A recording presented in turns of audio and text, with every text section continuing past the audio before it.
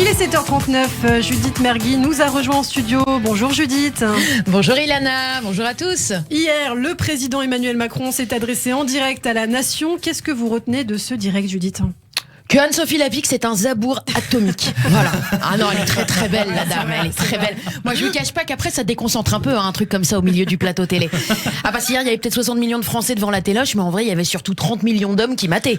Et 30 millions de Françaises qui la jalousaient. Moi j'ai passé tout le discours à dire mais comment elle fait pour avoir un teint pareil cette grognasse. Non, ça fait plus beaucoup de monde qui écoutait Macron du coup. Elles ont des bonnes maquilleuses à TF1. On revient sur les mesures, Judith. Eh oui, le couvre-feu de 21h à 6h dans la capitale. Bon bah vous Ilana vous êtes tranquille, c'est un peu vos horaires finalement, ça vous change pas grand-chose à croire que Macron s'est calé sur vous. Mais moi Ilana, j'avais une vie qui n'ai que 23 ans, tu vois. C'est l'avantage de la radio, personne ne voit le mytho. Non, j'avoue que ça 21h, 6h ça fout un coup au moral. Un durcissement aussi, pas plus de 6 personnes à la fois. Ah oui, c'est vrai, donc bien penser à résilier son abonnement au club échangiste. Ah, la fameuse règle des 6. Non mais attendez, on est d'accord qu'il y a quand même il y aura une dérogation pour les séfarades, Non mais je veux dire si, il faut le dire que la culture d'origine joue vachement sur une règle comme ça. Là, chez nous, dans ma famille, 6 autour d'une table, c'est ce qui reste après que tout le monde se soit disputé et quitté la table. Non, là, je vous le dis, dans plein de familles, rebeux, africaines, indiennes et tout ça, si tu limites à 6, il y a des parents qui vont devoir faire des choix entre leurs gamins. On fait quoi, chérie ? On garde la petite dernière, elle est mignonne. Ouais, mais par contre, le cadet, on le jette. Du coup, moi, je peux pas le blairer de toute façon. Et une nouvelle appli, Judith, tous anti-Covid. Les noms d'applis en français, ça sonne vraiment tout pourri, quand même. Non, tu sens qu'ils ont voulu faire un truc à l'américaine de Fight Covid, de Stop Covid, de Insta Test, mais non, en fait, voilà, ça donne ça, mais en moins de style. Tous anti-Covid. Des conséquences à nouveau sur le monde de la nuit et des salles de spectacle. Ouais, Macron a dit à un moment, vous avez entendu hier, vous inquiétez pas, on va aider les gens à sortir plus tôt au théâtre. Bon, après, je ne cache pas qu'un one-man show de Laurent Baffy ou un concert de métal à 14h, je sais pas si le concept va prendre, tu vois. Puis je n'ai pas compris, au spectacle, là aussi, on doit être que 6, mais ça n'inclut pas les comédiens, au moins, quand même. Vous auriez une question ? Oui, j'aurais une question supplémentaire. Moi, je voulais lui demander hier à Monsieur le Président, rapport au métro.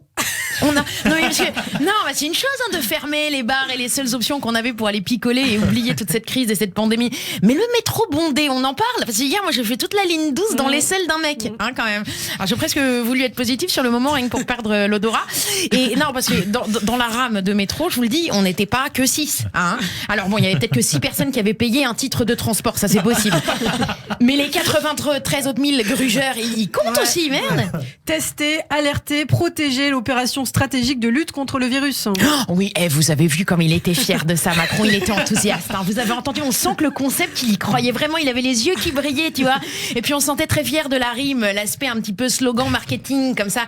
Alors, Brigitte a dû le calmer quand même un petit peu d'ailleurs, parce que lui, il se chauffait tellement sur le tester, alerter, protéger, qu'il voulait le faire graver au-dessus des mairies.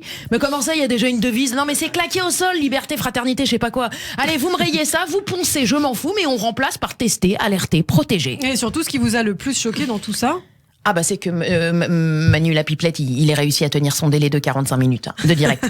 Non, ils ont rendu l'antenne à l'heure, non, parce que lui, c'est un poète. Il adore déborder, il adore. Alors, il a déclaré il y a 3 jours ironiquement, non, c'est pas vrai, je suis jamais en retard puisque rien ne doit commencer sans moi. Oh, ce melon. Non, alors, moi je vous sortirai ça, Ilana aussi.